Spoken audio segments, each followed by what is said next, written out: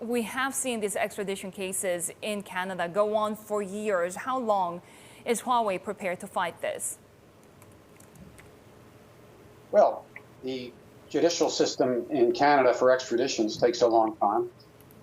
We have confidence in the judicial system in Canada, and if she's extradited to the U.S., we believe that she'll be treated fairly in the U.S., and we believe she'll be exonerated in the end. If that is your case, then why not just come to the U.S. and face the charges and make her case here? Well, that's a decision. She's charged as an individual, and she has her individual defense attorney. So that's her decision. I was a federal prosecutor and a lawyer for a long time, and I'm not going to second guess those decisions. This, of course, coming at a time when we are now seeing fresh sanctions out of the U.S. against Huawei supplies and sourcing of microchips made with U.S. technology. How prepared is Huawei to face this? How much inventory buildup have you prepared for this? Well, this is an escalation of the U.S. efforts to crush Huawei. As you probably know, we had an impact of about $12 billion last year because of limitations on sales of American companies, particularly semiconductors, to Huawei. This new escalation, the company is studying very closely to see what the impact is. There will be an impact. We are basically buttressing up for our survival, because that's what this is really about. In the meantime, there's a very likely, very significant impact on the semiconductor industry in the United States and a significant loss of jobs, which is really a shame. Is this now an existential threat when it comes to other jurisdictions where Huawei has struck these kind of sensitive, compromises like the UK, right? Does this now really prevent Huawei from being able to do business with these carriers?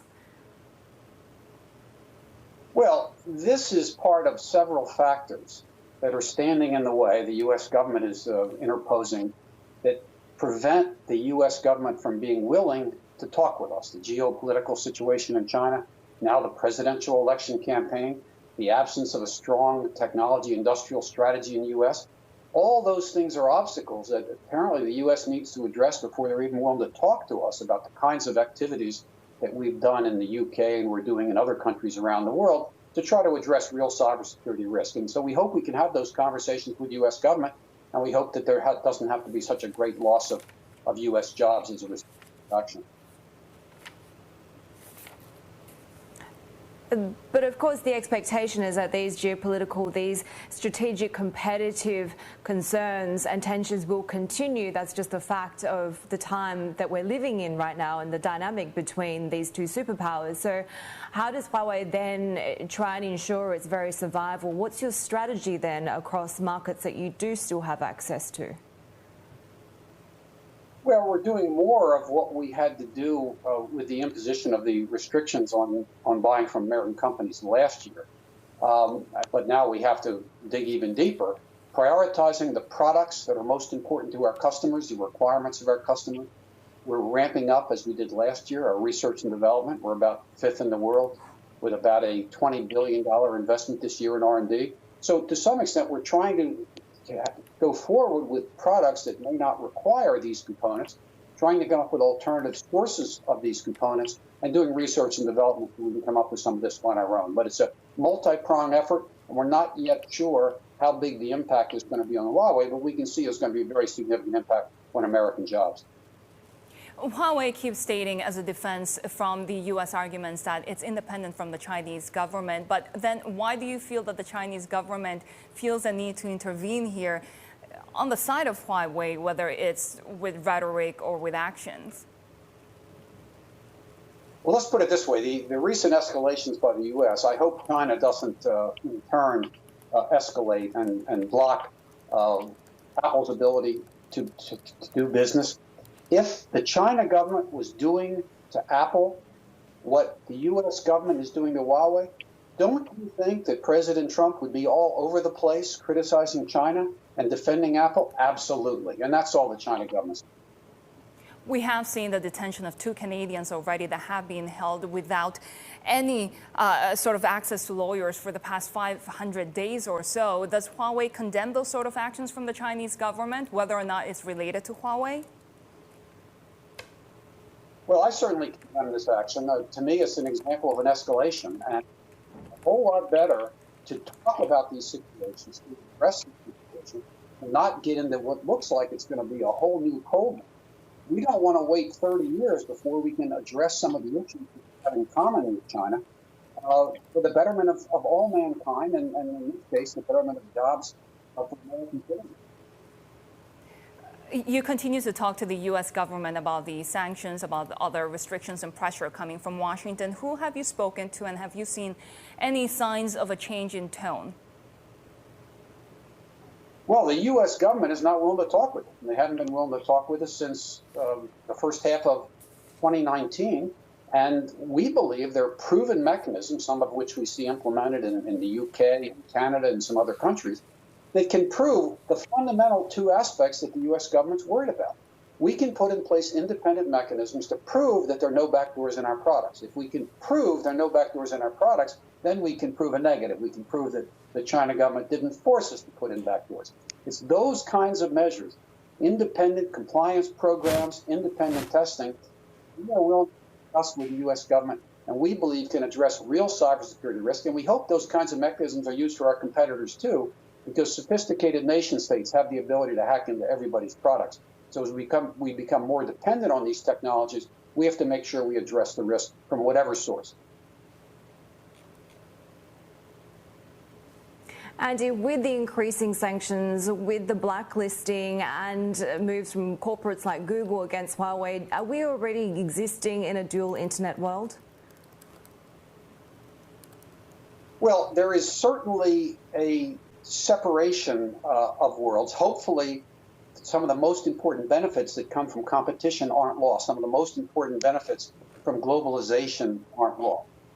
We believe competition is critically important. Obviously, you have to address the risk, but competition is critically important to promote greater security, greater innovation on lower prices, and greater resilience. And the more you bifurcate the world, the more you lose these benefits, the more you lose the efficiencies, and organizations and citizens are going to be hurt as a result. As promise of 5G, the trillions of dollars of gross domestic product, the benefits to individuals and organizations are going to be a whole lot less if we don't facilitate this competition. And that's why it's really important to have these conversations. There are conversations that have to happen between the China government and the U.S. government, but we want to represent ourselves with the U.S. government. We want a chance to talk with them about proven risk mitigation measures and how we can address these issues. So under this bifurcated world that you're talking about, Huawei has long said that it has a plan B to have its own internet ecosystem and operating system within itself. How practically feasible is this, though, to ask users that are already very much entrenched within one system to give up that ecosystem to yours? Is this really a feasible kind of business strategy, or is the fight really to try and convince governments to be let back in? Well, our efforts are to work with governments and customers around the world, which we've been doing, as to mechanisms that meet the requirements of those companies of those countries to address real cybersecurity risk in a way that provides transparency. And frankly, so few telecom equipment suppliers, there needs to be this competition. And frankly, some of our competitors are not really strong enough to do the kind of investments in research and development, for example, that are most important for competition. So having the U.S. get into the game, having the U.S. trying to increase competition, to try to increase the role of the U.S. in global telecommunications and telecommunications in the U.S., these are great things. We welcome competition, and part of that competition has to be for greater assurance and transparency for all telecom equipment suppliers and the mobile and telecom operators. We're happy. Andy, give us an update on the 5G rollout across China. There have been travel restrictions, of course, because of the pandemic. Will Huawei need to play catch-up there? Well, we've been very active, and as you know, we've been active in carriers, with health organizations in China and some other countries, and bringing the power of 5G, the capability of 5G, 5G-enabled healthcare, to help with the monitoring, the testing, the treatment of people. And so that's been a very robust activity. Most things in China are back up and running, so we think our supply chain has been implement these technologies, to have the rollout, that's all moving ahead quite substantially. The situation around the world and in the U.S. is more complicated than that, as different countries have different situations. But we all have a common challenge regarding security and assurance. So hopefully we can raise the bar. We can have companies compete, not only to deploy, but have greater assurance and greater transparency. So people know that this is a big, which products are worthy of trust. Can you tell us about the presence of Huawei and I suppose the market reach of the company and its products across the Belt and Road, given that we have seen China take a step back when it comes to that side of investment as a result of the pandemic-related slowdown? I'm wondering if those markets are still proving to be fruitful for you. Well, I think we're finding pretty much most of the markets in the world are quite fruitful for us. And one of the reasons is because of the idea of partnering, and that we're really creating platforms. So 5G is a platform for the additional technologies. Mobile devices are in turn a platform.